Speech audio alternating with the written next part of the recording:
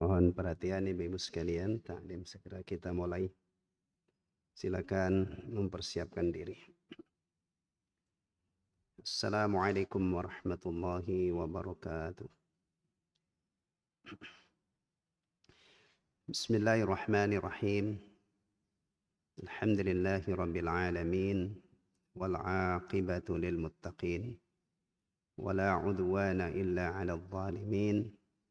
وأشهد أن لا إله إلا الله وحده لا شريك له إله الأولين والآخرين وقيوم السماوات السبع والأرضين الفرد الصمد الذي لم يلد ولم يولد ولم يكن له كفوا أحد وأشهد أن محمدا عبده ورسوله وحبيبه وخليله الهادي إلى صراط مستقيم والداعي إلى دين قويم صلى الله عليه وعلى آله وأصحابه ومن تبعهم بإحسان إلى يوم الدين أما بعد. Ummahatil muslimat, ibu-ibu kaum muslimat yang semoga senantiasa mendapatkan curahan rahmat Allah Subhanahu wa taala. Alhamdulillah, Allah tabaraka wa taala masih memberi kesempatan kepada kita semua untuk melanjutkan kajian tafsir surah An-Nur. Insyaallah pagi ini kita akan mulai dari ayat 58 yang belum selesai kita kaji, baru sebagiannya. Baik, silakan ibu-ibu simak yang membawa mushaf atau tafsirnya.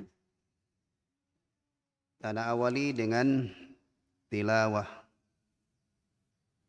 dari ayat 58 sampai 60. A'udzu billahi minasy syaithanir rajim. يا أيها الذين آمنوا ليستأذنكم الذين ملكت أيمانكم والذين لم يبلغوا الحلم منكم 3 مرات من قبل صلاة الفجر وحين تضعون ثيابكم من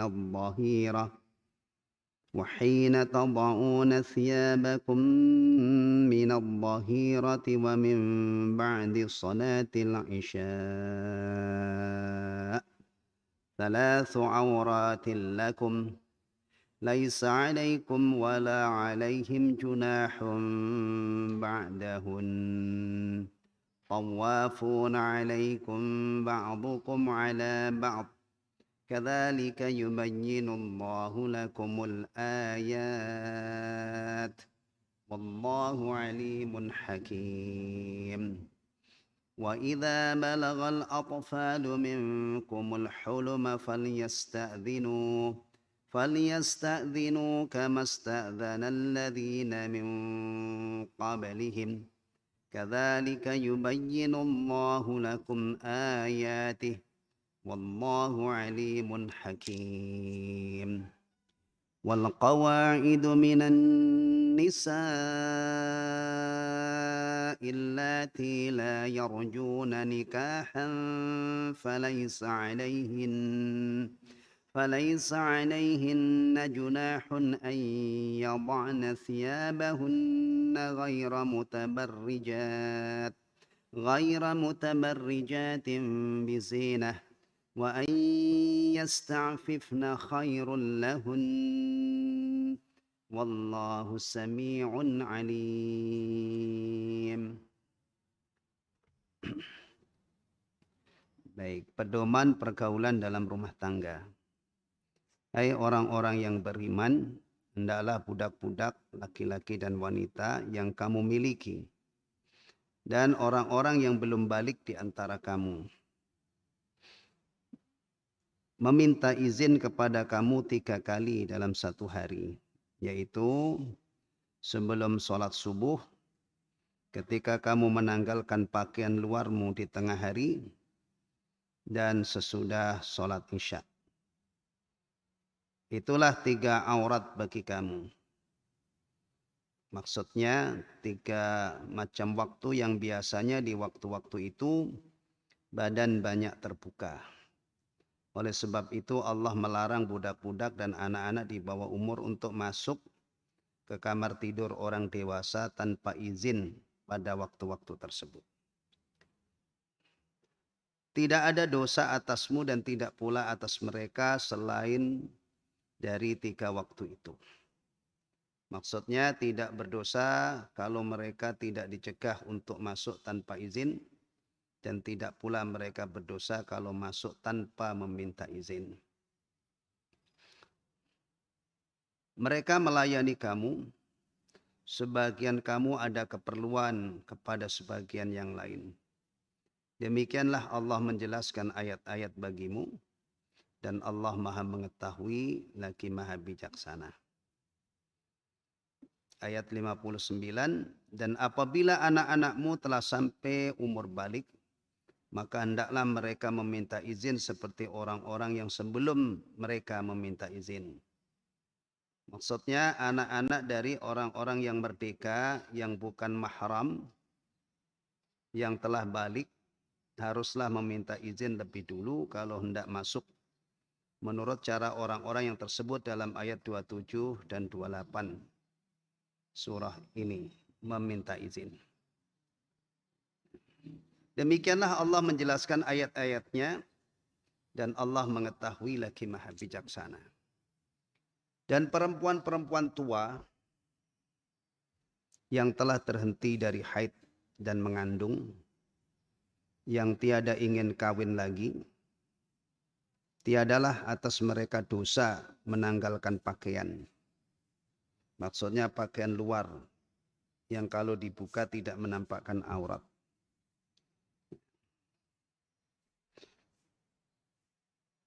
Tiadalah dosa atas mereka, tidaklah atas mereka dosa menanggalkan pakaian mereka dengan tidak bermaksud menampakkan perhiasan. Dan berlaku sopan adalah lebih baik bagi mereka. Dan Allah Maha mendengar lagi Maha mengetahui.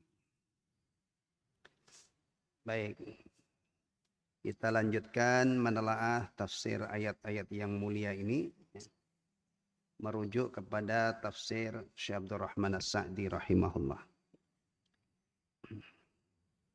Kemarin kita sudah sampai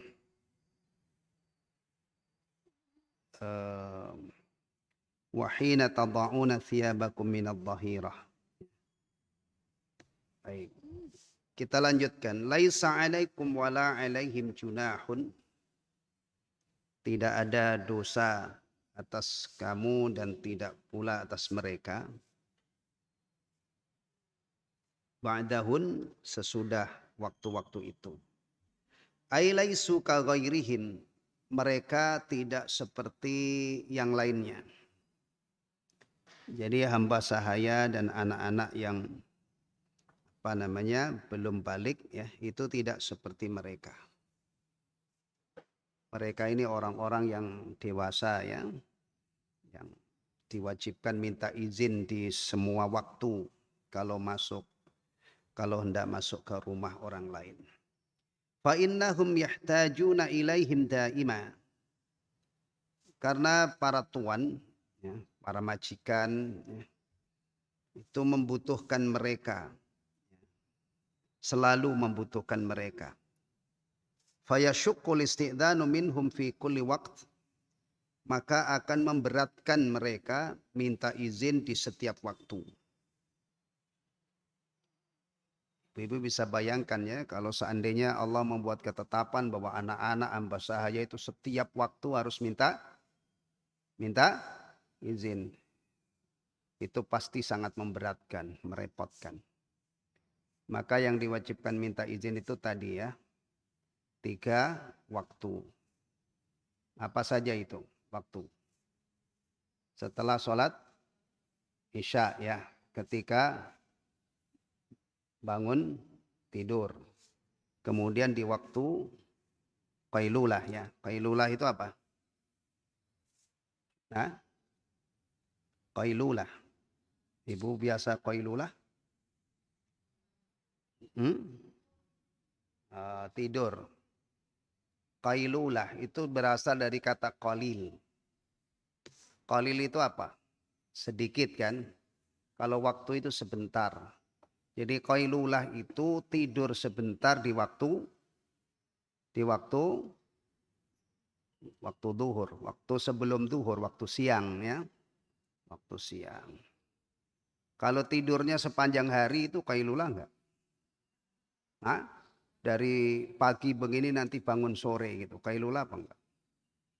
Ya enggak lah, qailulah itu tidur sebentar di waktu siang sebelum duhur.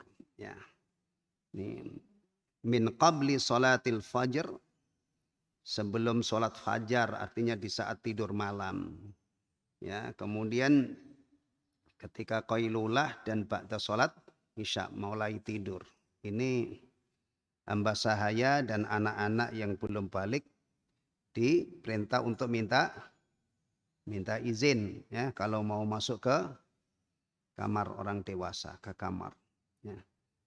Tujuannya apa ibu-ibu sekalian? Tujuan syariat yang mulia ini, hamba sahaya, anak-anak kecil diajarkan ya atau diperintahkan meminta izin. Ini tujuannya apa? Menjaga aurat. Ya. Atau yang lebih parah dari itu, kalau main jelonong masuk aja ke kamar, ya bisa saja suami istri sedang melakukan aktivitas suami istri. Subhanallah, jadi agama kita itu memiliki ajaran yang luar biasa ya. Mengajari hidup yang penuh dengan kemuliaan dan kehormatan. Ibu-ibu bayangkan ya, kalau ajaran seperti ini sudah tidak diperhatikan gitu ya. Bisa saja pembantu atau tuan rumahnya memang sudah tidak peduli. Kadang-kadang di dalam rumah itu ya semau-maunya, bahkan kadang-kadang tidak berpakaian sama sekali gitu ya, atau sangat minim pakaiannya. Nah, kehormatannya jadi luntur, kehormatannya hilang. Maka agama Islam itu klop dengan orang-orang yang masih menjaga kehormatannya, yang masih ingin hidup terhormat dan mulia. Tapi kalau orang sudah tidak peduli itu ya pasti anti-Islam. Jangankan di kamar ya, di kamar gitu. Orang di luar aja di tempat-tempat terbuka ada yang telanjang bulat atau nyaris telanjang bulat. Bahkan ada ya orang-orang itu yang sudah bosan berpakaian, mereka isunya adalah atau slogannya kembali ke alam. Mereka membentuk klub, membentuk kelompok ya. Orang-orang kaya sama sekali tidak berpakaian. Mudah-mudahan di Rawalumbu tidak ada klub-klub seperti ini ya. Yang ada mudah-mudahan ya wanita-wanita muslimah yang menutup auratnya ya. Dan bukan hanya Rawalumbu aja ya, mudah-mudahan di negara kita tidak sampai separah itu. Ya. Baik. Ini tujuannya adalah sangat mulia supaya aurat itu tidak terlihat oleh orang yang tidak halal melihatnya. Baik.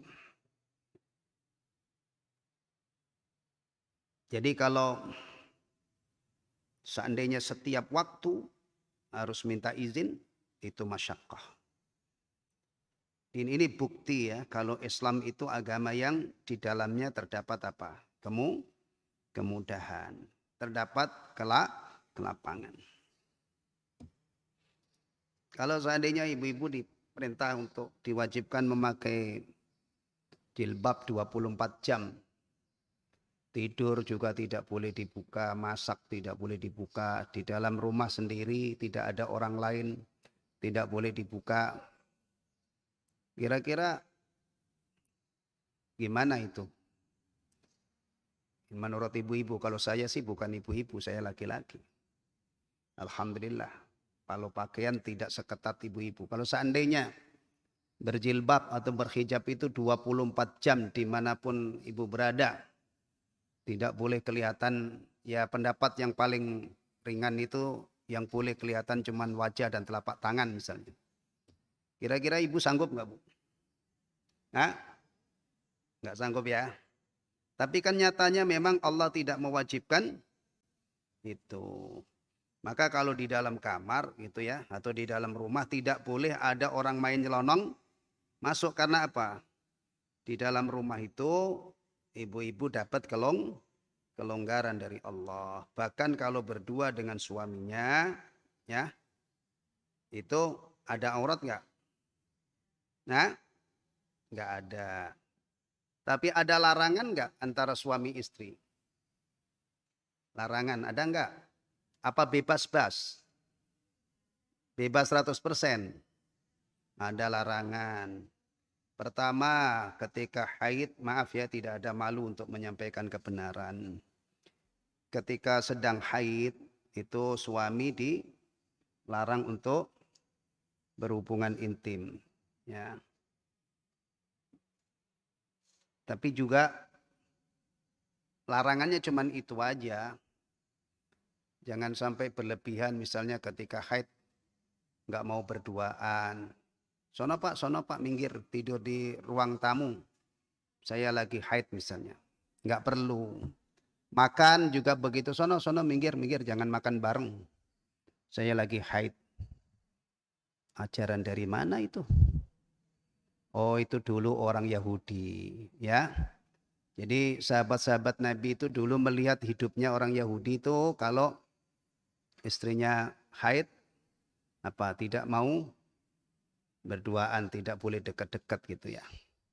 Kemudian mereka bertanya kepada Rasulullah SAW, apakah kami itu juga harus seperti itu? Ternyata tidak. Ya, ditanya tidak. Yas'alunaka 'anil mahid, qul huwa adza fa'tazilun nisaa fil mahid. Ya. Mereka bertanya kepadamu wahai Muhammad tentang haid. Katakanlah bahwa haid itu kotor. Maka jauhilah istri-istrimu ketika dia sedang haid. Jauhi itu maksudnya jauhi berhubungan intim. Adapun yang lain, Rasulullah SAW menyatakan isna'u kulla syai'in illa nikah. Ya, lakukan apa saja terhadap istrimu yang sedang haid itu kecuali nikah. Nikah itu maksudnya kecuali hubungan intim ya. Jadi nanti kalau pulang ya atau di rumah kok misalnya suaminya itu kalau ibu-ibu sedang haid nggak mau deket-deket, makannya mojok di pinggir sono nggak mau ini, tidurnya dia misah jauh, panggil aja Pak sini Pak, ya sini makan bersama. Enggak, kamu kan sedang haid nggak apa-apa, kita ini orang Islam, ya nggak mau saya tidur deket-deket kamu, tidur aja di sini nggak apa-apa, kita ini orang Islam, boleh. Ya, alhamdulillah. Agama kita ini mudah, lapang. Di dalam Islam ada kemudahan, dalam Islam ada kelapangan. Bahkan di ayat puasa, ibu-ibu sekalian, ayat siam ya. Ini sebentar lagi kita masuk bulan Ramadan, insyaallah. Mudah-mudahan COVID ini sudah diangkat oleh Allah. Amin. Ya, sehingga kita ketemu Ramadan dalam keadaan sudah normal ya. Sudah normal. Mudah-mudahan di masjid kita ini nanti bisa taraweh. Tarawehnya sudah rapat sehingga muat banyak orang. Ya. Ibu-ibu yang mau ikut bisa ikut. Ya, alhamdulillah. Mudah-mudahan. Ya. Puasa saja yang prakteknya itu meninggalkan makan, minum sepanjang hari ya. Di dalam ayat puasa Allah menyebutkan yuridullahu bikumul yusra wala yuridu bikumul usra. Allah menghendaki kemudahan bagimu dan tidak menghendaki kesusahan atau kesulitan. Jadi kalau kita ingat puasa ya, puasa itu bulan yang diwajibkan kita puasa bulan apa? Ramadan ya. Puasanya berapa hari? Sebulan full ya. Kalau kita ingat kita diwajibkan oleh Allah puasa di bulan Ramadan, Ya, seiring dengan datangnya kewajiban itu kita juga harus ingat kemudahan-kemudahan yang diberikan oleh Allah. Orang yang sakit boleh tidak puasa, ya kan? Yang safar, melakukan perjalanan jauh boleh tidak puasa. Ya, yang sudah sepuh, yang sudah tidak kuat, nggak usah puasa, cukup bayar fidyah. Itu harus diingat-ingat sehingga ketika menyongsong datangnya bulan Ramadan itu dengan penuh semangat. Jangan menganggap kita ini akan disiksa oleh Allah, kita akan dipersulit oleh Allah. Padahal Allah sudah menyatakan dalam ayat Siyam, Allah menghendaki kemudahan. Termasuk sholat juga, sholat ya, yang ibadah harian. Ada nggak kemudahan ibu-ibu dalam sholat? Ada kemudahan dalam sholat nggak? Apa? Yang sakit sholat sesuai dengan keadaan yang dia sanggup lakukan. Ya. Apalagi yang musafir dapat rukhsah. Boleh mengqashar yang 4 rakaat kemudian jadi 2 ya, dan dipermudah lagi boleh digabungkan 2 sholat dalam 1 waktu. Namanya apa itu? Kalau 4 jadi 2 namanya apa? Qashar. Qashar itu artinya memendekkan ya, 4 jadi 2, meringkas qashar. Kalau 2 sholat digabung dalam 1 waktu namanya apa? Jamak. Jadi kalau digabungkan ada 2 kemudahan untuk musafir. Jamak, qashar. Udah boleh di qashar plus boleh di jamak. Alhamdulillah. Masih mengatakan bahwa sholat itu ribet, sholat itu menyusahkan, sholat itu merepotkan. Sementara Allah kasih kemudahan sebanyak itu. Baik, bahkan wanita muslimah dapat bonus. Ya, nggak ada hujan, nggak ada angin istilahnya dalam kondisi haid dan nifas. Apa? Libur total. Jujur aja ibu-ibu seneng kan kalau libur kan? Libur itu sesuatu yang paling ditunggu-tunggu. Ah, nggak tahu sih, mudah-mudahan ya bukan seneng, tapi ya memang itu konsekuensinya, taat kepada Allah ya. Pokoknya nggak sholatnya itu karena apa? Taat. Kamu seneng dong sholat? Iya dong seneng kan libur. Oh berarti selama ini kalau kamu sholat itu mangkel, dongkol, ogah-ogahan gitu. Ya bahkan kalau seandainya Allah wajibkan, ya Allah wajibkan haid-haid pun tetap sholat, ibu seharusnya juga harus apa? Harus sholat demi menaati Allah. Tapi kan alhamdulillah ya, bersyukur ya. Nah, kalau haid kan libur. Makanya laki-laki yang taat dengan perempuan muslimah yang taat itu kalau lomba sholat ya sepanjang belum nenek-nenek gitu, belum berhenti haidnya, itu tidak mungkin menang itu. Ya. Maaf, ini bukan merendahkan tapi ini fakta. Ini ada laki-laki muqimis sholat, menegakkan sholat. Ya, muslimah juga rajin sholat, menegakkan sholat. Balapan, musabaqah, lewat jalur sholat. Wanita yang masih aktif haidnya. Bisa nggak dia mengalahkan laki-laki? Nggak bisa. Nah, laki-lakinya nggak pernah libur. Sebulan full dia sholat, masuk bulan berikutnya sholat lagi, bulan berikutnya sholat. Nggak pernah haid dia. Tapi perempuannya ada saatnya berhenti dari sholat. Seminggu, 10 hari, maksimal berapa hari? 15 hari ya, menurut madhab Syafi'i, haid itu maksimal 15 hari. Tapi umumnya berapa umumnya? Seminggu ya. Ya. Perlu nggak ibu-ibu untuk supaya bisa menandingi laki-laki ya? Ibu minum apa namanya? Minum apa namanya itu? Penangkal haid. Ibu supaya sholatnya itu utuh misalnya itu tidak mau kalah ya. Setiap tiba waktu haid ibu minum penangkal haid, penahan apa namanya? Iya, akhirnya boleh nggak? Nggak perlu. Kenapa? Jalani aja hidup ini sesuai dengan ini. Apalagi kalau menimbulkan mudarat ya. Kalau seandainya menimbulkan mudarat, dan saya yakin pasti menimbulkan mudarat itu kalau ditangkal terus, ya nggak perlu. Ikutin aja. Hari suci, sholat. Hari haid, libur, udah. Ya. Ini penting ibu-ibu ya. Ibu-ibu jangan sekali-kali menunjukkan kepada orang bahwa agama Islam itu ribet banget. Agama Islam itu susah banget. Nanti nggak ada orang tertarik dengan Islam. Ibu tunjukkan bahwa beragama Islam itu indah. Islam itu indah. Di dalam Islam ada kemudahan. Di dalam Islam ada kelapangan. Ya. Jangan sekali-kali secara hal ibu-ibu menunjukkan praktek agama yang hulu, tanattu, berlebih-lebihan, itu merusak indahnya Islam.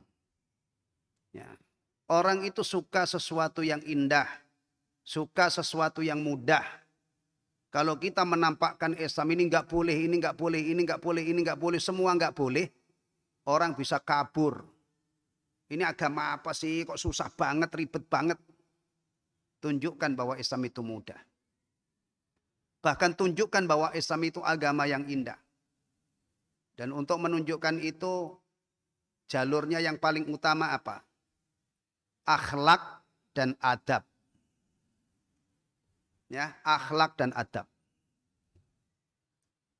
Ibu-ibu ibadah sholatnya perlu nggak ditunjuk-tunjukkan orang? Hah? Nggak perlu. Bahkan kalau bisa sembunyikan. Kata sebagian ulama, ikhlas itu menyembunyikan kebaikan-kebaikan sebagaimana kita menyembunyikan keburukan. Untuk urusan ibadah, ibu baca Quran khatam berapa kali nggak usah diekspos-ekspos. Tapi yang kita jual kepada orang untuk menunjukkan indahnya Islam itu akhlak, adab. Ya. Kalau perlu misalnya ibu berbagi makanan dengan tetangga yang non muslim misalnya ya. Mungkin dia kaget karena bisa jadi orang non muslim itu punya gambaran orang Islam itu jahat, orang Islam itu brengsek misalnya ya. Ibu mengamalkan sunnah yang ilmunya sudah ibu pelajari di sini. Saya yakin itu. Ya. Ibu ngaji belajar al-adabul mufrad. Sudah sampai hadis berapa? Hah? Udah lama kan itu ngajinya sama Ustadz kita, Ustadz Muhammad Dahri, hafizahullah. Nah, udah ibu pelajari belum bahwa Abdullah bin Amr disembelihkan kambing oleh gulamnya, oleh pembantunya. Kemudian setelah kambing itu dikuliti, sudah ini dia bertanya kepada gulamnya, pembantunya, tetangga kita yang Yahudi sudah kamu bagi belum? Tetangga kita yang Yahudi itu sudah kamu bagi belum? Udah ya, udah lewatkan itu, asar itu. Berarti berbagi dengan tetangga yang non muslim itu dianjurkan, boleh. Apalagi kalau niatnya untuk menunjukkan bagusnya ajaran Islam. Untuk merayu-rayu dia masuk Islam. Itu menjadi nilainya bukan sekedar memberi, tapi itu sudah bernilai dakwah. Ya. Akhlak, adab. Ya. Ya. Ini kadang-kadang ada orang itu yang membuat orang lain itu tidak simpatik dengan Islam. Ya. Tidak simpatik dengan Islam karena ulah kita. Mungkin karena tutur kata kita yang tidak santun sehingga membuat orang ini, atau perbuatan-perbuatan kita yang membuat dia tidak simpatik, atau kadang-kadang keadaan kita yang mungkin kurang perhatian terhadap kebersihan, kurang perhatian terhadap kerapian, keindahan, sehingga orang itu enggan untuk berdekatan. Baik, saya yakin kalau kita ini faham agama kita ini ya, kemudian kita praktekkan, keberadaan kita di tengah-tengah manusia itu mengundang simpatik.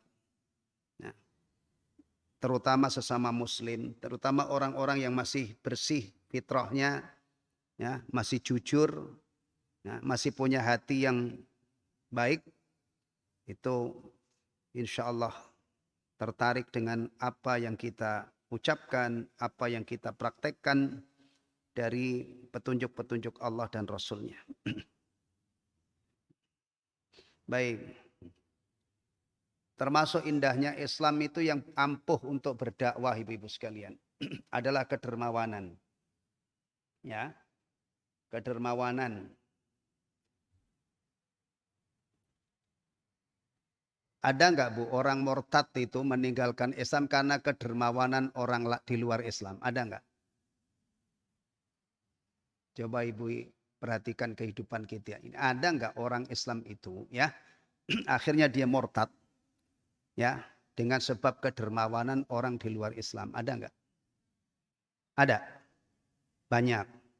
Bahkan mereka memang bersikap dermawan kepada kaum muslimin terutama para du'afa, itu memang ngincer ya supaya mau ikut mereka. Betul ya? Ya. Yang jadi kambing hitam itu biasanya yang disebut-sebut apa? Yang bisa membuat orang murtad. Enggak mahal, harganya sekitar 3 ribuan. Kalau ibu beli ya pakai telur, pakai komplit ya sekitar berapa itu? 8 ribu, 10 ribu mungkin. Apa itu? Mie ya. Mie kan? Kadang-kadang lewat mie, lewat apa lagi? Lewat apa lagi? Pengobatan murah, lewat apa lagi? Sembako ya, atau lewat beasiswa. Ternyata memang kedermawanan itu ampuh. Nah ini nih ya, kalau mereka dermawan untuk ya tujuannya tadi membuat orang-orang Islam yang lemah iman itu ikut mereka, mestinya kita juga jangan kalah, kita dermawan terutama kepada fuqara, masakin, supaya imannya kuat, supaya Islamnya mantap dan tidak berpindah ke agama lain.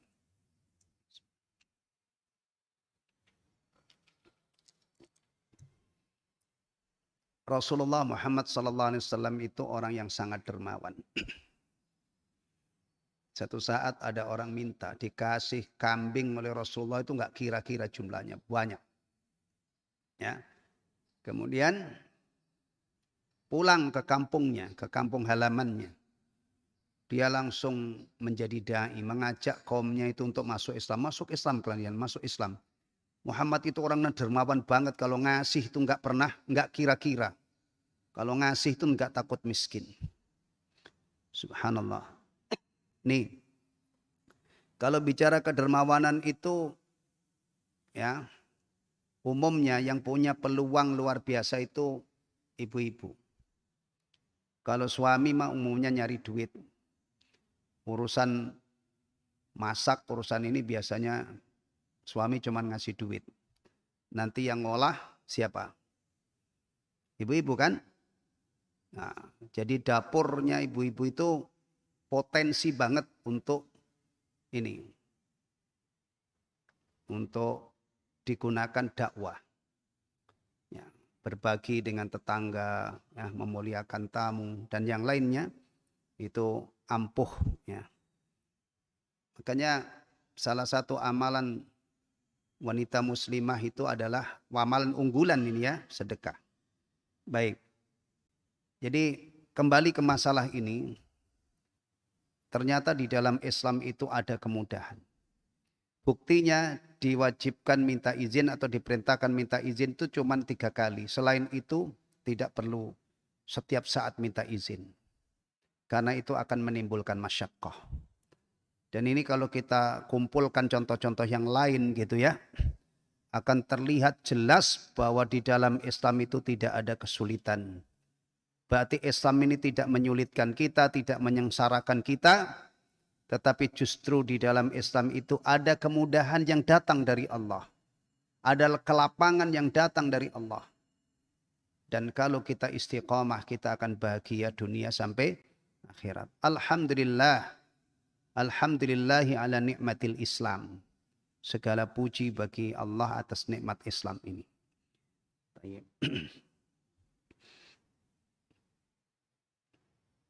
Tawafuna alaikum ba'dukum ala ba'd.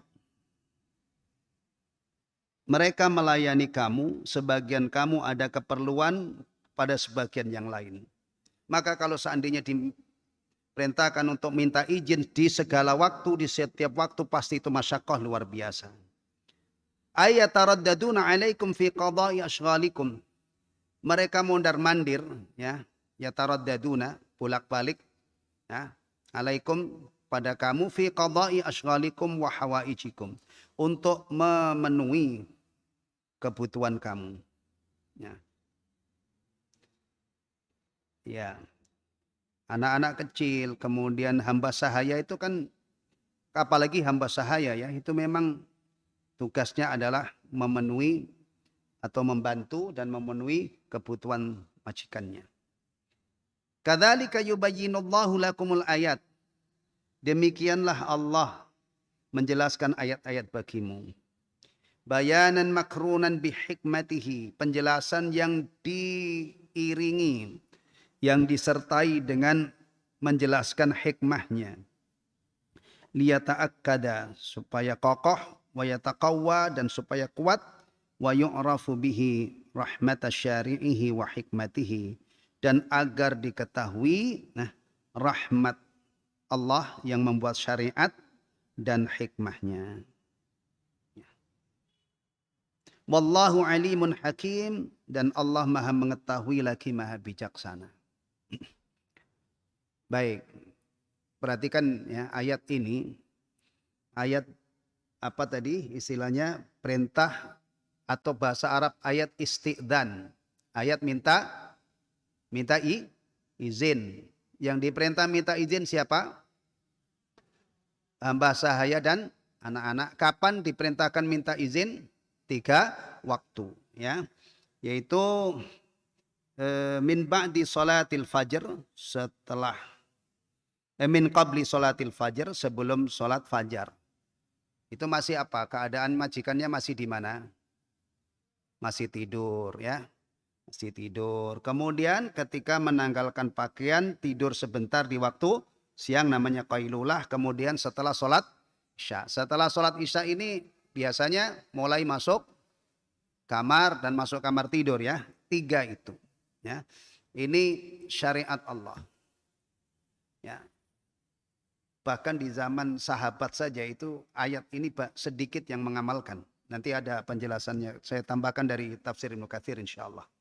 Ya, jadi ada ayat-ayat Al-Quran itu memang kaum muslimin, apa istilahnya ya, ya banyak yang tidak mengamalkannya. Baik, baik. Ditutup dengan firman-Nya, wallahu alimun hakim. Allah maha mengetahui lagi maha bijaksana. Hati-hati ya, jangan sampai kita ini orang Islam tapi melecehkan syariat Islam. Ya, kalau ayat ini kita tadabburi Ibu sekalian ya, yang kita fahami, dan juga ayat-ayat yang lain. Allah yang menetapkan syariat Islam ini untuk kebahagiaan hamba-hambanya dunia dan akhirat. Termasuk di dalamnya adalah tadi masalah istiqdan, minta izin bagi hamba sahaya dan anak-anak. Ya. Ingat baik-baik, syariat ini ditetapkan oleh Allah yang maha mengetahui lagi maha bijaksana. Maha mengetahui terhadap kemaslahatan hamba-hambanya. Maha mengetahui mana yang taat, mana yang tidak, mana yang ikhlas dalam menjalankan, mana yang pura-pura. Maha mengetahui. Kemudian semua manusia ini nanti setelah masa kehidupan di dunia ini berakhir, pada satu saat dia akan menghadap Allah. Allah yang maha sempurna ilmunya dulu, orang ini mukmin atau kafir. Orang ini taat atau tidak, taatnya maksimal atau taatnya minim. Ya, bahkan tahu sampai niat kita. Orang ini dulu waktu di dunianya menjalankan perintah itu ikhlas apa enggak? Dan seterusnya. Subhanallah. Jadi kalau kita hubungkan diri kita dengan Allah ya, itu tidak ada yang tersamar bagi Allah Subhanahu wa taala. Ya. Kalau kita di hadapan manusia banyak yang tidak tahu. Ya. Ibu-ibu bermodalkan busana muslimah. Saya yakin orang di luar sana ya, Ya, menganggap ibu-ibu ini wanita solehah. Ya, dengan bermodalkan itu sudah dianggap solehah. Enggak tahu apa tadi sholat apa enggak, apa siapa dia sebenarnya, tidak tahu. Dan memang kita itu di hadapan manusia tidak usah memeriksa isi hatinya. Kita memperlakukan manusia secara lahiriah sudah. Muslim ya muslim. Muslim beneran atau tidak itu urusan dia dengan Allah. Ya. Apalagi sekarang ini Masya Allah, Alhamdulillah di satu sisi busana muslimah itu sudah tren. Setidak-tidaknya kerudung. Ya. Kita berbaik sangka mudah-mudahan kalau orang itu berkerudung ya sholat gitu. Kalau enggak ternyata dugaan kita meleset ya sudah itu urusan dia dengan Allah. Ya. Kita tidak tahu. Tapi kita di hadapan Allah Subhanahu wa taala tidak ada yang bagi Allah tidak ada yang samar. Orang ini mukmin sejati, muslimah sejati, gimana akhlaknya, gimana sholatnya, ikhlas apa tidak, dan seterusnya. Allah ilmunya sempurna, bahkan tembus sampai ke dalam hati. Setiap hati hambanya ini Allah mengetahui. Kemudian Hakim, maha bijaksana. Jadi syariat ini ditetapkan oleh Allah Al-Hakim. Tapi kadang-kadang ya manusia itu begitu berani menyerang syariat Allah, melecehkan syariat Allah. Seakan-akan syariat Allah ini, syariat Islam ini ditetapkan oleh pihak yang bodoh, yang ilmunya minim. Ya. Nah, orang-orang yang mengatakan bahwa syariat Islam sekarang itu tidak relevan misalnya, tidak cocok. Ya. Itu kan berarti menuduh Allah yang menetapkan syariat ini ilmunya tidak sempurna. Mari kita belajar untuk menghormati syariat Islam. Untuk memuliakan orang-orang yang ikhlas, yang ada tanda-tanda dia taat dan tunduk kepada Allah. Kita dukung, kita cintai karena Allah. Ya. Jangan biarkan hidup kita ini lepas dari ikatan syariat. Karena Allah meletakkan syariat Islam ini, menetapkan syariat Islam ini adalah untuk menghantarkan kita bahagia dunia dan akhirat. Alhamdulillah. Lahul ilmul muhitu bil wajibat. Allah memiliki ilmu yang sempurna meliputi berbagai macam kewajiban. Wal mustahilat, dan ilmu tentang hal-hal yang mustahil. Wal mumkinat, dan hal-hal yang mungkin. Wal hikmah allati wudi'at kulla syai'in mawdi'ahu, dan hikmah yang diletakkan pada segala sesuatu pada tempatnya. Fa'ata kulla makhluqin khalqahu la'iku bihi. Allah berikan pada semua makhluk ya, penciptaannya yang selaras dengannya. Wa'ata kulla hukmin syar'iyyin hukmahu al-la'iku bihi, dan Allah berikan semua hukum syar'i, ya, hukumnya yang sesuai dengannya. Wa minhu hadhil ahkam, dan diantaranya adalah hukum-hukum ini allati bayyanaha wa bayyana ma'akhidaha wa husniha atau wa husnaha, yang Allah jelaskan ya kebaikannya. Nah, intinya bahwa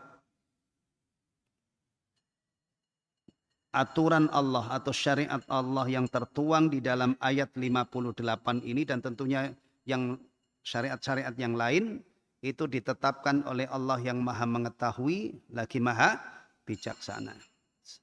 Makanya jangan rewel, jangan ngeyel, apalagi sampai menolak atau melecehkan. Kewajiban seorang muslim ketika dia sudah mengetahui syariat Allah, berikutnya adalah dia tunduk patuh, sami'na wa ata'na. Kami dengar, kami taati, kemudian berharap ketaatan kita itu diterima oleh Allah, akhirnya dirahmati, diampuni dosa-dosa kita, dan dimasukkan ke dalam surganya, dijauhkan dari api nerakanya. Taat kepada Allah dan Rasul itu kunci surga. Ya. Taat kepada Allah dan Rasul Sallallahu Alaihi Wasallam itu adalah kunci surga.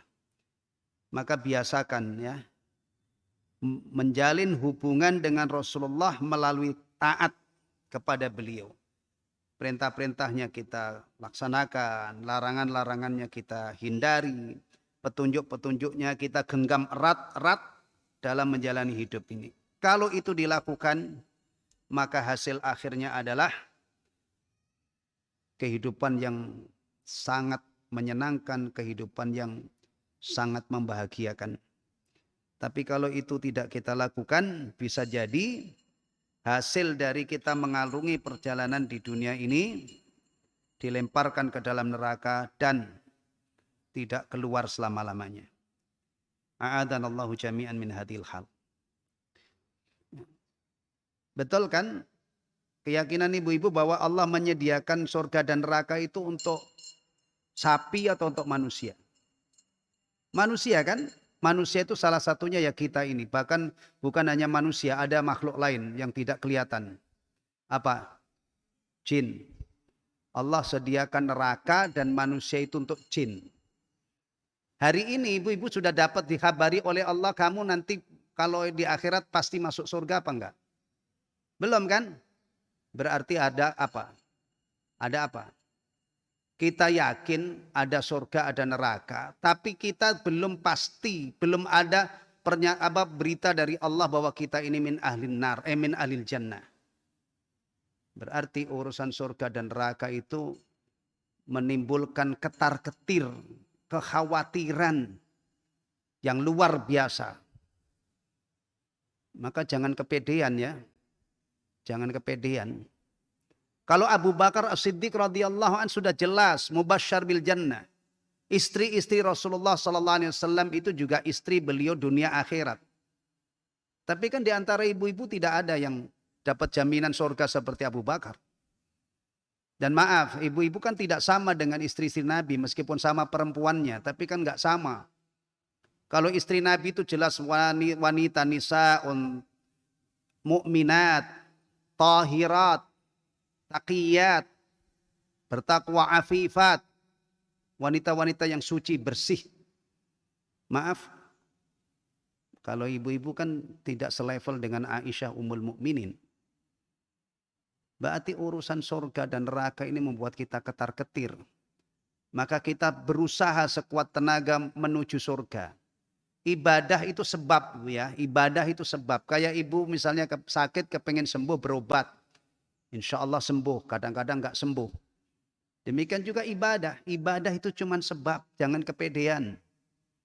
Kalau sudah rajin ibadah itu jangan kian kemari seakan-akan ya mengibarkan bendera. Ketahui saya ini calon penghuni surga. Kita habis ibadah itu masih ketar-ketir, masih nangis-nangis, ngerengek-ngerengek kepada Allah. Ya Allah, terimalah ibadah saya ya Allah. Allahumma taqabbal, Allahumma inna nas'aluka ilman nafi'an wa rizqan thayyiban wa amalan mutaqabbala. Penting itu, jangan rajin ibadah tapi enggak pernah minta amalnya diterima. Itu nanti kepedean. Ya, seakan-akan dia sudah pasti masuk surga.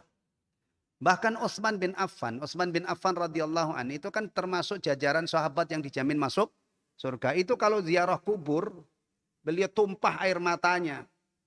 Ya, dia khawatir, dia yakin ada surga dan neraka, tapi belum pasti masuk surga. Padahal beliau itu yang dijamin masuk surga. Masih kalau ziarah kubur itu air matanya tumpah kalau ingat-ingat akhirat. Ya. Ziarah kubur untuk mengingat akhirat itu sunnah ya, diperintahkan. Ya. Tapi nggak usah ke tempat-tempat yang jauh-jauh. Ya. Kalau pengen, tapi nanti kalau untuk kaum wanita ini ada hukum sendiri ya, ada khilaf. Boleh nggak wanita itu ziarah kubur, dan ada yang mengatakan boleh, ada yang mengatakan tidak boleh. Tapi kalau laki-laki itu mestinya leluasa ziarah kubur. Ke Makrik situ dia masuk, ingat-ingat akhirat. Soalnya dia kalau di kuburan itu ingat-ingat akhirat mudah, Bu. Tapi kalau di tempat-tempat rame ya, itu ngingat akhirat itu susah. Apalagi di mall gitu, ngingat akhirat itu susah. Ya, jadi harus memerlukan tempat yang potensial untuk mengingat akhirat. Itu kuburan. Termasuk melunakkan hati. Ada perbuatan salah seorang ulama salaf. Itu kalau hatinya sudah di rumah itu dia bikin liang lahat. Kalau hatinya itu terasa sudah tertarik dengan dunia, dia masuk ke liang lahat itu. Membayangkan dia mati, sudah tidak bisa memanfaatkan dunia, tidak bisa menikmati dunia. Ya. Kalau sekarang mah di rumah orang bukan liang lahat. Rumah orang-orang elit apa? Kolam renang. Ya. Sehingga kadang-kadang itu Masya Allah dunia itu sudah kayak surga. Betah banget, kerasan banget. Nggak ingat mati, tahu-tahu tenggelam di kolam renang dia. Na'udzubillah min dzalik. Hati-hati berinteraksi dengan dunia ya. Dunia itu hakikatnya nilainya tidak seberapa, bahkan kecil sekali dibanding dengan akhirat. Tapi karena dunia itu nyata, bisa dilihat dengan mata, sementara akhirat surga ya, itu baru katanya. Kadang-kadang memalingkan dari yang bisa dilihat dengan mata, percaya dengan apa yang dikhabarkan oleh Allah itu sulit banget. Ya, sulit banget. Iya kan? Makanya jangan heran ada orang itu Masya Allah kadang-kadang gajinya sudah cukup, tunjangannya sudah lebih dari cukup malah. Masih ngambil duit. Padahal duit itu mestinya bagi orang yang seperti itu keadaannya. Itu kan seharusnya tidak tertarik gitu loh. Karena apa? Karena dia pengen bahagia di akhirat. Pengen terhindar dari adab Allah mengambil yang bukan haknya. Ya kan tapi nyatanya masih banyak yang kelepek-kelepek dengan duit. Saya juga kalau jadi pejabat mungkin juga sudah ditangkap KPK. Karena saya nggak pejabat aja. Saya tidak menganggap bahwa orang-orang yang melakukan korupsi itu lebih rendah dari saya. Karena saya mikir kalau seandainya saya di posisi dia, mungkin malah sudah 4 tahun, 5 tahun yang lalu saya ditangkap KPK. Mungkin. Ya. Ibu-ibu juga kalau menyikapi ada orang kena kasus itu ya, jangan menganggap bahwa orang itu pasti lebih buruk dari ibu-ibu. Enggak. Itu kan satu kesalahan. Kita punya kesalahan itu, kita kan punya kesalahan yang lain. Dosa itu kan banyak. Ya kan? Ya. Hati-hati. Ya kan? Ada itu wanita, apalagi laki itu kalau sudah melihat wanita cantik itu udah kelepek-kelepek. Padahal kalau dia ingat surga itu ya, Masya Allah ingat surga. Wanita di surga itu Masya Allah sempurna, sempurna, sempurna. Udah nggak ada kekurangannya sama sekali. Baik fisiknya maupun sifatnya. Ya kan? Masya Allah. Itu mestinya itu wanita semenggoda apapun, semenarik apapun gitu ya. Kalau tidak halal untuk dia itu mestinya itu dia mudah menghindari. Karena dia ingin dapat bidadari. Ingin masuk surga. Dan Allah mengkabarkan sifat orang yang masuk surga itu di beberapa ayat disebutkan salah satunya di dunianya dia menjaga kemaluannya. Nah ini kadang-kadang ada orang pengen masuk surga enggak sholat. Pengen masuk surga Masya Allah kemaluannya itu waduh udah enggak dijaga. Surga mana yang mau dimasuki? Benar kan? Sifat unggulan calon penghuni surga itu waktu di dunia adalah menjaga kemaluannya. Kecuali kepada istri. Dan ayo satu lagi siapa? Budak, hamba sahaya. Dalam kehidupan kita ini ada hamba sahaya apa enggak? Enggak. Adanya istri. Istri kadang-kadang orang enggak sanggup nikah. Berarti solusinya apa? Ya sabar. Ya ini zaman sekarang orang enggak sanggup nikah, kerjaannya nonton porno, ya imannya tipis. Ya, ini menonton gambar-gambar porno atau adegan porno itu jelas menunjukkan imannya tipis. Gimana? Maka ada kejadian, kemarin saya baca di itu berita itu ada orang yang kecanduan nonton porno, akhirnya menjinai kakaknya sampai punya anak. Masya Allah, itu yang terbongkar. Wallahu taala alam. kehidupan kita ini yang sebenarnya bagaimana, lebih parah dari itu kali. Ya. Baik. Sekali lagi kita puji Allah Subhanahu wa taala yang menetapkan syariat untuk kebahagiaan kita dunia dan akhirat. Ibu yakin nggak Bu kalau syariat Islam itu adalah yang klop dan paling pas untuk manusia? Percaya?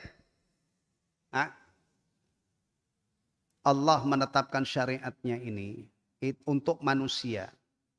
Ibu yakin nggak kalau syariat ini memang yang paling pas untuk manusia? Yakin? Kenapa yakin? Hah? Kenapa yakin?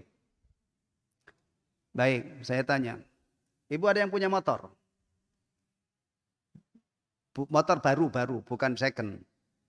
Kalau second biasanya buku petunjuknya itu sudah hilang. Kalau ibu beri motor baru ya, mereknya Honda. Saya sebut Honda karena sampai hari ini tuh Honda itu Masya Allah pelopor. Penjualannya paling tinggi di seluruh dunia. Ibu kalau beli Honda, ada buku petunjuknya kan? Nah, olinya, bensinnya, macam-macam lah. Bahkan dipandu sampai menyalakannya saja, kunci kontaknya begini, ini tombol ini, untuk ini, Masya Allah, semuanya. Ya. Motor Honda yang mengeluarkan buku petunjuknya siapa? Honda juga kan? Nah, kalau ibu gunakan motor itu sesuai petunjuk, insya Allah berfungsi normal. Tapi kalau ibu ngeyel, nggak mau ngikutin petunjuk itu, kira-kira apa yang terjadi? Rusak. Hah? Itu oli mesinnya sudah ditentukan speknya oleh perusahaan. Ibu malas beli oli, yang ada itu di dapur minyak goreng, ibu masukin ke bak mesinnya. Gak mau ngikuti pabrik, mesinnya pakai oli tapi ibu ganti minyak goreng. Gimana? Rusak kan? Gara-gara apa? Tidak taat dengan petunjuk yang dikeluarkan oleh produsen Honda. Oke. Kita sebelum bicara syariat, yang menciptakan kita itu siapa? Allah kan? Allah yang tahu persis ciptaannya ini. Tahu persis speknya laki-laki, speknya perempuan. Maka dibedakan oleh Allah laki-laki dan perempuan. Kemudian Allah yang membuat syariat, menetapkan syariat tadi. Ibarat motor, ini syariat, ini adalah buku, apa tadi? Panduan untuk mengoperasionalkan motor ini. Syariat juga demikian, kita ini diciptakan oleh Allah, Allah beri panduan. Supaya kita bahagia dunia dan akhirat, tidak ada pilihan lain kecuali harus taat. Kalau kita membelot, gak taat ya seperti tadi gambarannya. Dari pabriknya direkomendasi oli mesinnya begini-begini, ibu ganti dengan minyak goreng. Atau bensinnya, apalagi motor-motor injeksi ya, bensinnya itu harus yang bagus, ibu kasihkan minyak tanah. Tidak mau taat dengan aturan itu. Rusak. Bahkan kadang-kadang rusaknya parah. Nah, kira-kira kalau ban itu direkomendasi ketekanannya sekian. Ibu kan naikin 10 kali lipat. Gimana? Meleduk kan? Oh, bukannya ibu yang naik motor. Ibu yang dinaikin motor. Nah, nuntun kian kemari. Itu gambarannya. Kita ini kan makhluk berakal, membuat perbandingan-perbandingan supaya kita ini jelas betul, gamblang betul persoalan taat dan tidak taat. Jangan pernah ya kita menganggap ketidaktaatan kita kepada Allah tidak ada resikonya. Juga jangan pernah menganggap bahwa kalau kita taat kepada Allah tidak ada apa-apa. Tidak mungkin itu. Kalau kita taat pasti akan timbul maslahat. Kalau kita maksiat, kita pasti timbul mudarat.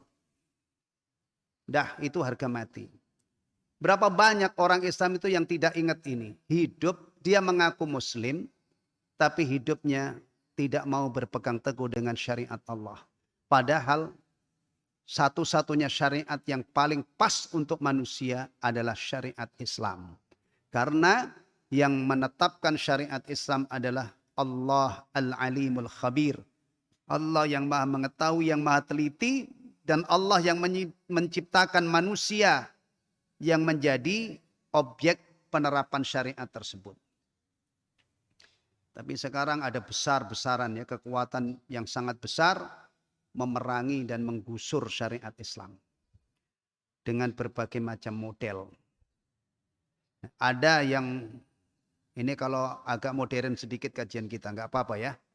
Ibu-ibu jangan ngurusin cuman dapur melulu, punya wawasan juga. Ya, apalagi yang sudah aktif-aktif ngaji. Sekularisme. Ya. Sekularisme, kalau orangnya yang berpaham sekuler namanya sekuler. Ya, kalau prosesnya namanya sekularisasi, tapi kalau fahamnya itu sekularisme. Sekularisme itu ya memisahkan hidup ini dengan Islam. Ya. Masya Allah. Dan ini mapan banget. Hidup ini sudah dipretelin, dijauhkan dari ini. Ini urusan nyari duit, jangan bawa-bawa Islam. Ini urusan seni, jangan bawa-bawa Islam. Ini urusan apa lagi? Urusan apa lagi? Urusan hiburan, jangan bawa-bawa Islam. Masya Allah, berapa banyak orang Islam yang sudah seperti ini. Ketika bicara hiburan, ketika bicara seni sudah tidak lagi diukur dan ditimbang dengan syariat. Yang lucu lagi ada orang gini, Bu. Ini hablum minan nas, urusan manusia, jangan bawa-bawa Islam. Astagfirullahaladzim. Padahal Islam itu memang mengatur hubungan dengan Allah dan hubungan sesama manusia. Ya, ini urusan mengucapkan Natal ini kan urusan apa namanya? Muamalah dengan manusia, jangan bawa-bawa agama. Nah, Masya Allah. Tapi belum sampai hari ini saya belum pernah dengar ada orang yang mengatakan ini mayit, jenazah, nggak usah diurus pakai syariat Islam. Enggak. Kalau urusan jenazah itu sampai hari ini tidak dikutik-kutik. Makanya ada orang itu aneh banget. Waktu hidupnya dia tidak pernah kenal syariat Islam. Bahkan mungkin dia lari dari syariat Islam, giliran mati. Jenazahnya diserahkan untuk diurus secara apa? Islam. Ya. Sehingga banyak yang bercanda, tapi ini realita gitu. Orang nggak pernah ke masjid, giliran mati ke masjid. Dan berada di paling depan lagi katanya.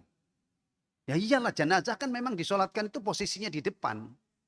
Nah, Masya Allah, padahal mestinya itu kalau masih hidup itu berebut saf yang paling depan. Untuk laki-laki loh ya. Kalau ibu-ibu sholat jamaah bersama laki-laki jangan berebut di depan.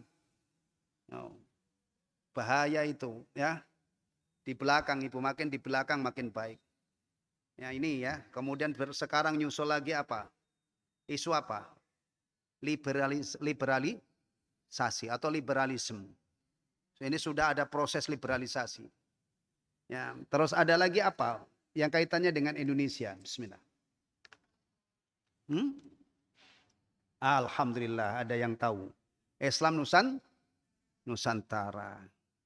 Nanti kalau berhasil Islam Nusantara, di Malaysia nanti ada lagi, nggak mau kalah dengan Indonesia, bikin yang sama Islam. Malaysia Islam apa? Melayu ya? Melayu. Nanti negara-negara saya lagi, misalnya Islam Asia Tenggara. Islam Eropa. Aduh. Ya. Inilah gangguan-gangguan agama di zaman sekarang ini. Tayyib. Wa idza balagal atfalul huluma minkum wa idza balagal atfalu minkumul hulum. Apabila anak-anakmu telah sampai umur balik, ya. Umur balik. Ibu tahu ukuran balik itu apa?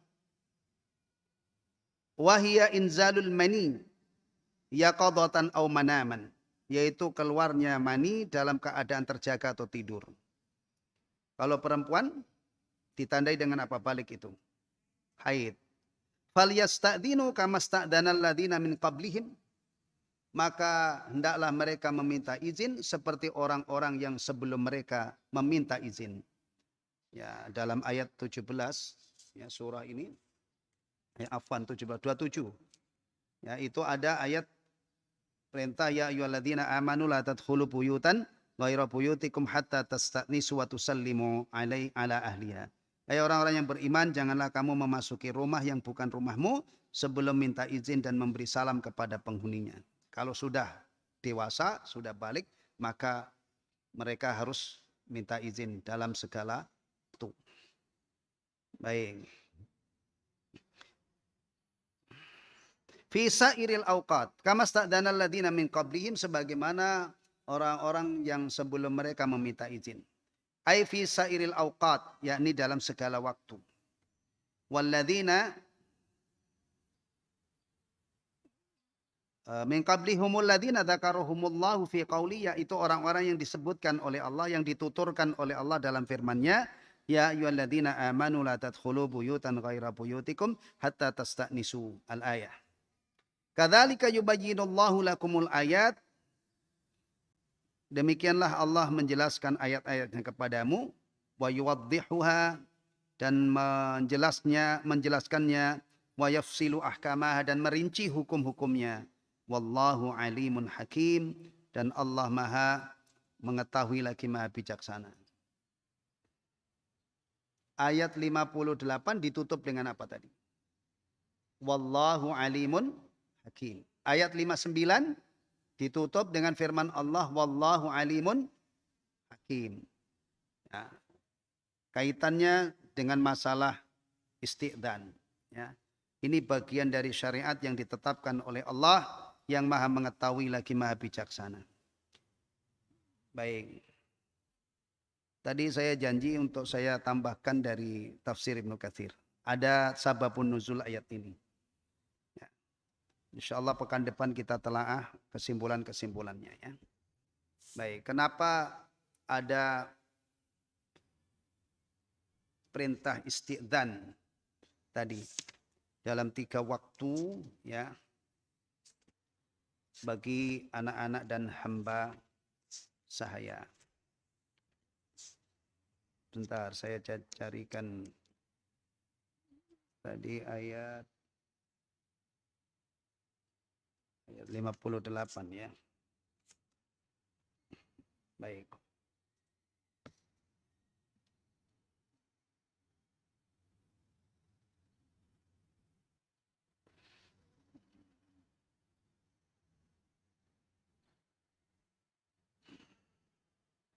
Baik. Ini ada beberapa riwayat mengenai sababun nuzul atau sebab turunnya ayat ini. Ani bin Abbas radhiyallahu anhuma.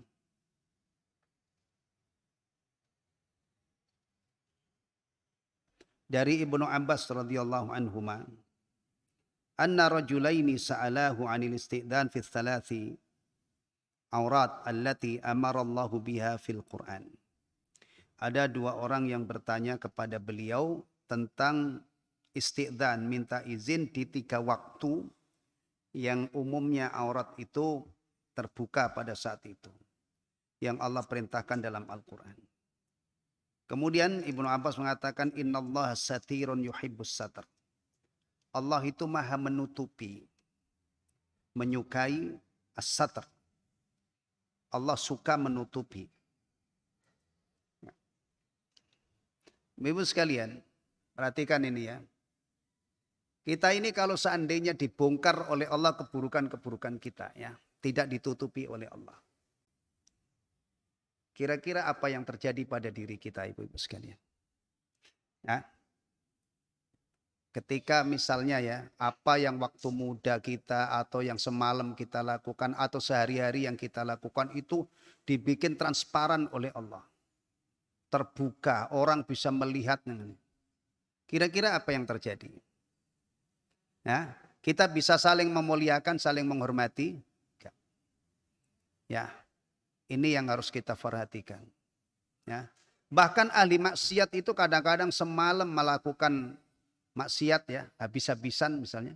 Pagi-pagi dia mandi, dia mengenakan minyak wangi, pakai baju yang bagus, yang terlihat bau apa di situ? Bau harum, ya kan? Dan pakaiannya yang bagus. Alhamdulillah, ditutupi oleh Allah. Ini yang harus kita perhatikan. Kita bisa saling menghormati. Saya berani berbicara di hadapan ibu-ibu membacakan kitab ini ya. Itu karena aib-aib saya, dosa-dosa saya ditutupi oleh Allah. Seandainya dosa itu berbau, ibu, menimbulkan bau. Ya, dosa menimbulkan bau busuk. Kita kumpul di masjid ini kira-kira baunya gimana? Ya, ya, Masya Allah nggak tahan ya. Alhamdulillah, ya, tidak menimbulkan bau busuk. Bahkan Allah itu sabar banget ya. Hambanya hari ini maksiat masih ditunggu untuk bertaubat. Dan kalau dia bertaubat itu berubah menjadi orang hebat, orang istimewa. Tadinya itu kadang-kadang dimurkai oleh Allah, dikutuk oleh Allah, berada di zona laknat. Tapi kalau dia sudah bertobat mentas dari itu, subhanallah, menjadi orang yang sangat istimewa dalam pandangan Allah, orang yang bertaubat. Ya, berarti kita bersyukur kepada Allah. Makanya kalau aib kita ini sudah ditutupi oleh Allah, jangan diapain? Dicerita-ceritakan, dibongkar-bongkar, ya. Bongkar-bongkar. Baik. Kana an-nasu laisa lahum sutur ala abwabihim. Dulu orang-orang itu tidak punya sutra, tidak punya penghalang, penutup di pintu-pintunya. Wala hijal fi buyutihim, juga tidak ada penghalang di rumahnya. Farubama faja'ahu rajul khadimahu aw waladahu aw yatimahu fi hijrihi wa huwa ala ahli. Karena terbuka rumahnya ya, tidak ada kamar-kamar, tidak ada penghalang, bisa saja kalau orang itu khadimnya, anaknya atau anak yatimnya ya, tiba-tiba masuk ke kamarnya, apa yang kemungkinan terjadi? Bisa jadi khadim atau anak-anak itu melihat dia sedang beraktivitas dengan istrinya, dengan keluarganya. Fa'amarahumullah an yasta'dinu fi tilkal aurat allati sammallah. Ya, maka Allah perintahkan untuk meminta izin di dalam waktu-waktu yang aurat terbuka. Bahkan kadang-kadang ya tadi tidak ada pakaian sama sekali. Tsumma ja'allahu ba'da dzalika bis-sutur. Fabasata 'alaihimur rizq fattakhadus sutur wasatakhadus fara'an nas anna dzalika qad kafahum minal istidan allati umiru bihi. Akhirnya ya, mereka ini diberi kelapangan rezeki oleh Allah, bangun rumah, kemudian akhirnya rumahnya ada kamar-kamarnya, maka istidan ini sudah cukup bagi mereka. Baik, ada yang satu lagi.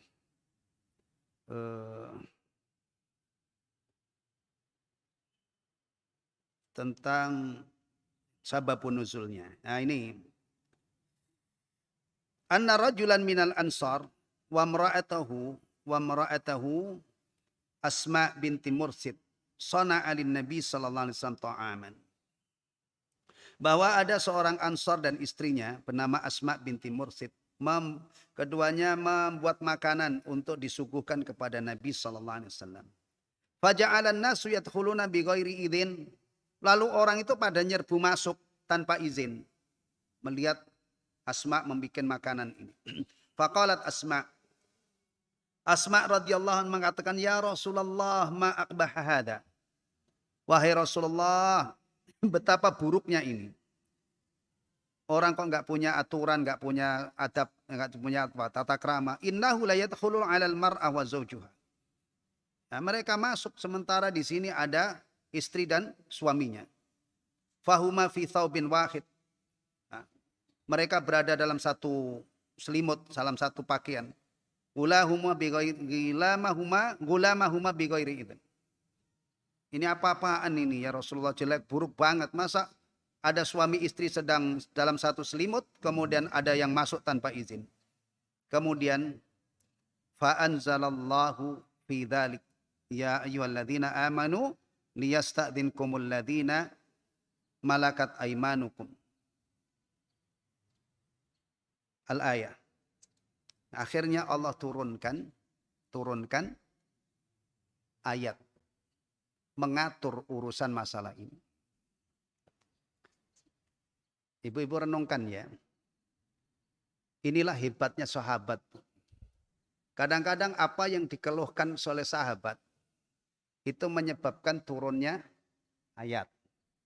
Bahkan kadang-kadang kesalahan yang dilakukan oleh sahabat ya menjadi sumber ilmu bagi orang-orang belakangan. Begini ini mungkin nggak boleh terjadi di zaman sekarang. Ada satu kasus kemudian turun ayat itu ada nggak? Nggak ada kan? Nggak mungkin. Quran sudah selesai. Maka dari sisi ini sahabat itu tidak mungkin disamai dan ditandingi oleh orang-orang sekarang. Ini contoh Asma mengalami apa yang sangat risih lah itu bahasanya ya. Gimana ini kok masuk ke rumah tidak ada aturan. Itu kan masuk ke kamar. Akhirnya Allah turunkan untuk menjawab kegalauan dan keresahan Asma tadi. Ini terjadi. Masya Allah. Aisyah Ummul Mukminin di awal surah An-Nur itu ya, sudah kita pelajari, dituduh berbuat zina. Akhirnya Allah turunkan apa? Ayat yang membebaskan beliau dari tuduhan tersebut.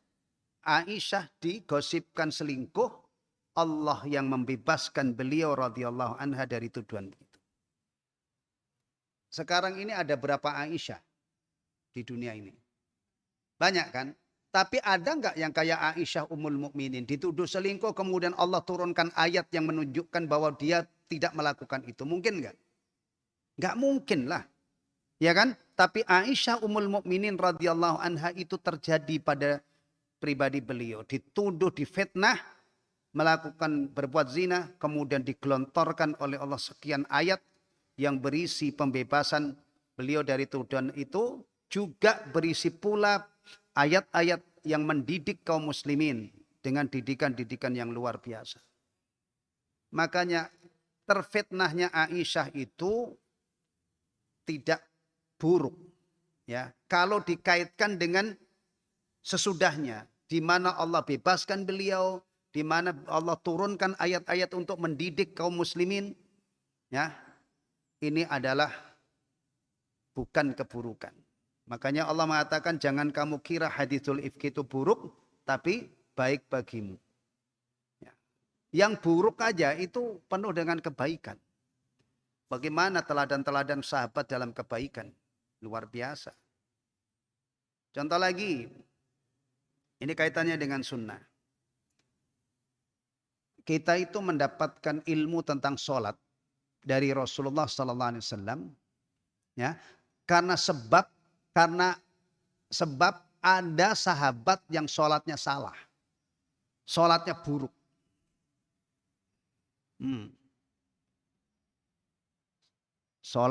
Selesai sholat menghampiri Rasulullah. Taib mengucapkan salam, dijawab salamnya. Kemudian Rasulullah katakan irji fasalli fa innaka lam tusall. Dah sana. Kamu ulangi lagi, ulangi lagi, kamu belum sholat. Sampai tiga kali. Akhirnya nyerah sahabat ini. Ya Rasulullah, saya tidak bisa sholat kecuali yang saya praktekkan tadi. Tolong Anda berkenan mengajarkan sholat kepada saya. Diajarkan oleh Rasulullah. Ya. Salahnya sholat sahabat ini menjadi sumber ilmu bagi seluruh kaum muslimin di dunia ini. Berawal dari ada sahabat yang sholatnya salah. Kemudian diajari oleh Rasulullah. Sholat itu begini. Akhirnya kita tahu sholat yang benar melalui sebab ada sahabat yang sholatnya salah. Masya Allah. Ingat ya, salah satu prinsip besar, prinsip agung ajaran Ahlus Sunnah wal Jamaah adalah memuliakan, menghormati para sahabat. Karena memang generasi yang paling berkah hidupnya, generasi yang paling taat, generasi yang paling faham tentang Islam, generasi yang paling bagus Islamnya adalah para sahabat ridwanullahi alaihim ajmain. Bahkan di antara mereka ada yang dijamin masuk surga. Mari kita cintai mereka, kita hormati mereka, kita jadikan Islam mereka itu sebagai tolak ukur standar, ya. Kalau toh kita tidak bisa, Islam kita masih jauh dari seperti Islam mereka, setidak-tidaknya Mudah-mudahan dengan kecintaan kita kepada para sahabat ridwanullahi alaihim ajmain, akhirnya kita dikumpulkan oleh Allah melalui jalur cinta. Memang nyambung. Kalau kita mengharap kepada Allah ketika kita mencintai Nabi, mencintai sahabat, mudah-mudahan melalui jalur cinta ini kita dikumpulkan oleh Allah. Nyambung apa enggak? Nyambung apa enggak? Nyambung. Kenapa? Rasulullah mengatakan almar'u ma'a man ahab. Ya. Almar'u ma'a man ahab. Seseorang itu nanti dikumpulkan bersama dengan siapa yang dicintai. Baik. Ini jawaban Rasulullah ketika ada seorang badui. Ya, bertanya, "Ya Rasulullah, mata sa'ah?" Wahai Rasulullah, kapan sih ya Rasulullah datangnya kiamat itu? Rasulullah balik bertanya, "Ma'adattalaha?" Kamu kok tanya kiamat? Apa yang sudah kamu sampaikan, siapkan untuk menyongsong kedatangannya? Badui ini mengatakan, saya tidak menyiapkan amal soleh yang banyak. Cuman saya mencintai Allah dan Rasulnya. Kemudian Rasul menghibur dan bersabda, anta ma'an man habib. Kamu nanti akan bersama dengan orang yang kamu cintai.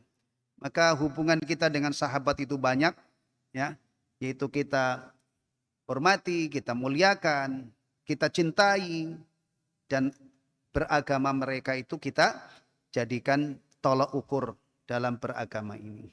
Semoga Allah Subhanahu wa taala memudahkan jalan kita dalam beragama ini untuk mengikuti, ya, menyontoh, meniru Rasulullah dan para sahabat, yang akhirnya kita menjadi ahlus sunnah, dan akhirnya mudah-mudahan kita termasuk golongan yang selamat dari neraka Allah Subhanahu wa taala. Wallahu taala alam bissawab. Alhamdulillahilladzi bi ni'matihi tatimmus shalihat. Subhanakallahumma wa bihamdika asyhadu an la ilaha illa anta astaghfiruka wa atubu ilaik. Assalamualaikum warahmatullahi wabarakatuh.